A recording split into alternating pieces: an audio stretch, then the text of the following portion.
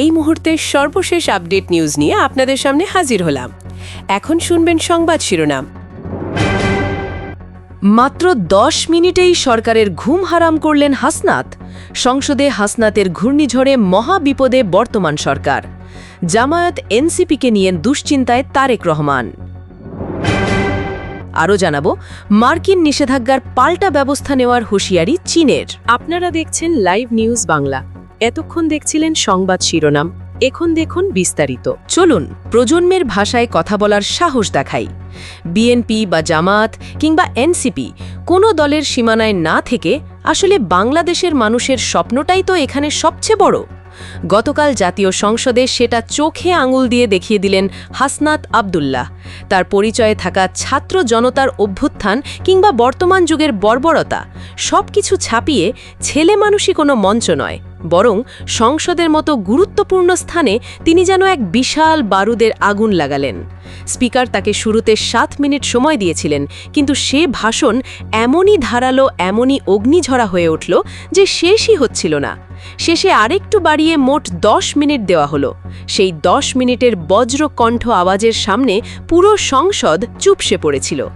হাসনাত আব্দুল্লাহ কারও উপর অন্ধ আক্রমণ করেননি, তিনি দলীয় বুলি আওড়াননি, যা বছরের পর বছর রাজনৈতিক নেতারা আমাদের কানে ঢোকান।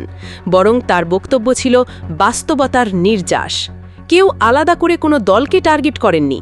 তিনি জানিয়ে দিলেন, রাজনৈতিক দলগুলো কবে বুঝবে আসলে জনগণের যন্ত্রণা, তাদের না পাওয়া, তাদের খারাপ লাগা, এসব নিয়েই তো রাজনীতি। এদেশে কেবল এত বছর ধরে নেতাদের মুখস্থ বুলি ছাড়া কেউ অন্য কিছু শোনেনি। অথচ গতকালের ওই 10 মিনিট এটা আসলে যে কাউকে নাড়া দেওয়ারও তো। প্রথমেই তিনি উঠে আসেন ইতিহাস দিয়ে। প্রশ্নটা ছিল, আমরা কি আবারও সেই পুরনো অন্ধকারে ফিরে যাচ্ছি? একটা সময় ছিল প্রধানমন্ত্রীর সমালোচনা করলে মানুষ গুম হয়ে যেত, হুইপের বিরুদ্ধে কথা বললে নিখোঁজ হওয়া যেত। বর্তমান প্রধানমন্ত্রী একসময় দেশে না এসে বিদেশে গিয়ে নির্বাচনের আগে থেকে স্ট্যাটায়ার বিদ্রুপ চালাতেন। এখন দেখা যাচ্ছে ঠিক একই কাজের অপরাধে সরকারি বাহিনী 9 জন সাধারণ মানুষকে তুলে এনেছে শুধু কথা বলার কারণেই। যেখানে 24-এর রক্তে ভেজা আন্দোলনের পর আমরা চেয়েছিলাম মত প্রকাশের স্বাধীনতা, আজ সেই স্বাধীনতার গল্প যেন অযথা হৃদয়ে কাঁটা বিধে। পরিস্থিতি এখন এমন যে রাজনৈতিক সমালোচনা করলেই আপনার জীবন বিপদের মুখোমুখি। হাসনাত আব্দুল্লাহ খোলাসা করে বললেন, আওয়ামী লীগের সময়েও এই অবস্থা ছিল। হ্যাঁ, আপনি কথা বলার স্বাধীনতা পেতেন, কিন্তু সঙ্গে থাকত অনুরক্তির শর্ত। সংসদের সঙ্গী হলে আপনি ভালো, ভিন্ন মত হলেই আপনি জঙ্গি। আওয়ামী লীগের যতটা তাদের গুণগান করেন চলবে, জাস্ট একটু সমালোচনা করলেই গজব নেমে আসবে মাথায়। দুর্ভাগ্যের কথা, বিএনপির আমলেও আজ ঠিক তাই চলছে। বর্তমান সরকার আসার মাত্র 2 মাস আর ইতিমধ্যে 9 জন মানুষ মত প্রকাশের অপরাধে কোণঠাসা। এ দেশের সুশাসনের দাবি নিয়ে তাদের কথা বলা তো অপরাধ নয়। এমন কাণ্ড কোনো গণতান্ত্রিক রাষ্ট্রের পথে ভালো আলামত না। নারী অধিকার এবং বৈষম্যের ব্যাপারে হাসনাত আব্দুল্লাহ যেভাবে বাস্তব চিত্রটা মেলে ধরেছেন, তাতে বিবেকবান কারো চুপ থাকার সুযোগ নেই। যেসব ছাত্রদল বা বিএনপি নেতা আজ নারীর নামে রাজনীতিতে মাথা ঘামাচ্ছেন, তাদের তিনি প্রশ্ন করেছেন, আসলেই কি এত উদ্বিগ্ন? গার্মেন্টস কলের মেয়েটিকে যখন সোশ্যাল মিডিয়ায় অপমান করা হয়, তখন কেউ সামনে আসে না, কেউ প্রতিবাদ করে না। ফ্ল্যাট শেমিং, কোর্টরুমে খোঁটা সব মেনেই নেই যেন। কিন্তু ভিআইপি নারী বা পাতিসোনা নেত্রীর প্রসঙ্গে কথার ঝড় উঠলেই যেন রক্ত গরম হয়ে যায়। অসুস্থ মানসিকতা নিয়ে হাসনাত ডেকে বললেন, এভাবে আর চলবে না। রাজনীতি করতে চাইলে আমাদের আগে এই ভণ্ডামি আর পক্ষপাত ছাড়তে হবে। গতকালের এই বক্তব্য অবধারিতভাবে ঝাঁকি দিয়ে গেল সংসদকে। কেউ চুপসে গেল, কেউ অদৃশ্য সম্মতি দিল। জনগণের মনের জরাজীর্ণ অবস্থার কথা কেউ যত স্পষ্ট করে তুলে ধরতে পেরেছেন, হাসনাত আব্দুল্লাহ তেমনই বিরল একজন মানুষ। শুধু ইতিহাস লিখলে হবে না, এবার অন্তরে আলো জ্বালানোর সাহস দেখাতে হবে। সামাজিক পক্ষপাত, ক্ষমতার অপব্যবহার, মৌলিক অধিকার, এগুলোর জন্য কথা বলা অপরাধ নয়, বরং এটাই আজকের রাজনীতির সবচেয়ে গুরুত্বপূর্ণ উত্তরাধিকার। নাগরিক হিসেবে সবারই সমান অধিকার থাকা উচিত, তার সামাজিক বা অর্থনৈতিক অবস্থা যাই হোক না কেন। নারী, সে বড়লোক হোক বা দরিদ্র, এই সহজ কিন্তু গভীর সত্যটা তিনি যেভাবে সংসদ ভবনে তুলে ধরলেন, সবাই মুগ্ধ হয়ে শুনল। লোকজন টের পেল নিজেদের কথাবার্তা আর কাজে কত ভয়ানক ভুল লুকিয়ে আছে, হয়তো আগে তারা নিজেরাও বুঝতে পারেনি।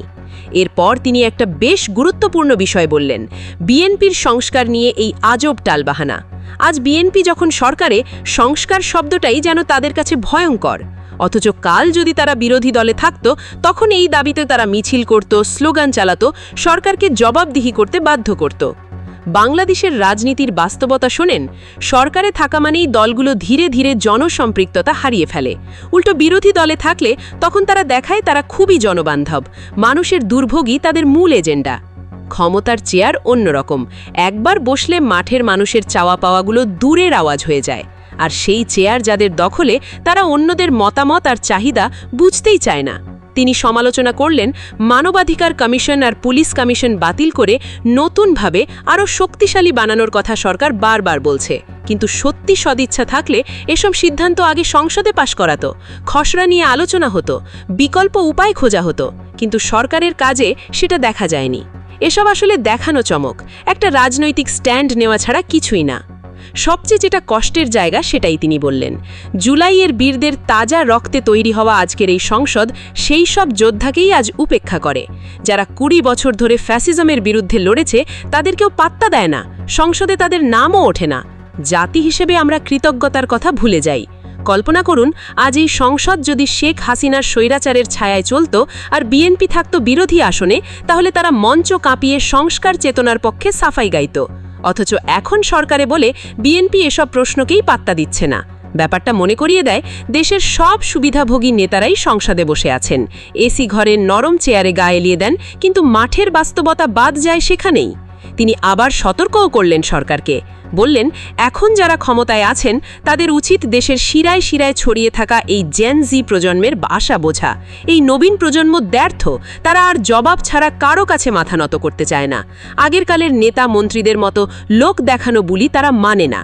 যারা সরকারের চেয়ারে আছেন, যদি সময় থাকতে জেনজিদের দাবি আর চাওয়াগুলো না শোনে, তাহলে কেউই রক্ষা পাবে না। প্রতি 1-1.5 বছরে দেশে গণ আন্দোলন সংগঠিত হবে। কারণ আজকের তরুণ সমাজ চায় জবাবদিহিতামূলক সরকার, প্রতিষ্ঠিত আইনের শাসন, নিশ্চিত চাকরির সুযোগ, নিখোঁজ ভয়মুক্ত মত প্রকাশের স্বাধীনতা। বিলাসবহুল প্রতিশ্রুতি নয়, তারা চায় বাস্তব আর স্বচ্ছ রাজনীতি, যেখানে জনগণের দাবিগুলোই দেশের মূল শক্তি। সরকার তরুণদের এই ভাষা আর চাওয়া বুঝতে ভুল করলে ভয়ঙ্কর পরিস্থিতি তৈরি হবে। আর সেই ফাঁক গলে আসবে পুরনো পরাজিত শক্তি, পুরনো স্বৈরাচার, যাদের হাত ধরে বারবার জনগণকে নিপীড়নের মুখে পড়তে হয়েছে। রাজনীতি মানে তো ভিন্ন মত থাকবে, তর্ক থাকবে, সহমত অসম্মত থাকবে, কিন্তু মধ্যেখানে কিছু জায়গা থাকবে যেটা কেউ অতিক্রম করবে না। এই লাল রেখা টপকানোর আগেই সবার হুঁশে আসা প্রয়োজন। আরেকটা জোরালো পয়েন্ট, সরকারি দল আগে যেভাবে জামাত ইসলামী নির্মূলের কথা বলতো, এখন সেটা তেমনভাবে বিবেচনা করছে না, কৌশলে এড়িয়ে যায়। এই বিষয়টিও তিনি পরিষ্কারভাবে তুলে ধরলেন। এই বিষয়ে একটা ভিডিওও আছে চ্যানেলে, দেখতে বললেন তিনি। তার যুক্তিটা পরিষ্কার, নীতিগত জায়গা থেকে কেউ পক্ষে বা বিপক্ষে থাকতে পারি, কিন্তু দমন পীড়নের রাজনীতি আবার শুরু হলে কারো লাভ হবে না। সেই পুরনো চক্র দৌড়ে আসবে। তিনি একদম সোজা ভাষায় বললেন, তিনি ভালোভাবেই জানেন কিভাবে সরাসরি কথা বলতে হয়, কিভাবে সংসদে দলের পক্ষে দাঁড়িয়ে সৎ অবস্থান নিতে হয়। সংসদে তার এমন স্পষ্ট আর জুতোসই বক্তব্য খুব কম শোনা যায়। এই জন্যই তিনি সত্যিকারের পার্লামেন্টারি লিডার, আমাদের ক্যাপ্টেন। সবার আগে সর্বশেষ আপডেট নিউজ দেখতে সাবস্ক্রাইব করে আমাদের চ্যানেলের সাথেই থাকুন। আমাদের নিউজ ভালো লাগলে লাইক, কমেন্টস ও শেয়ার করুন। ধন্যবাদ সকলকে।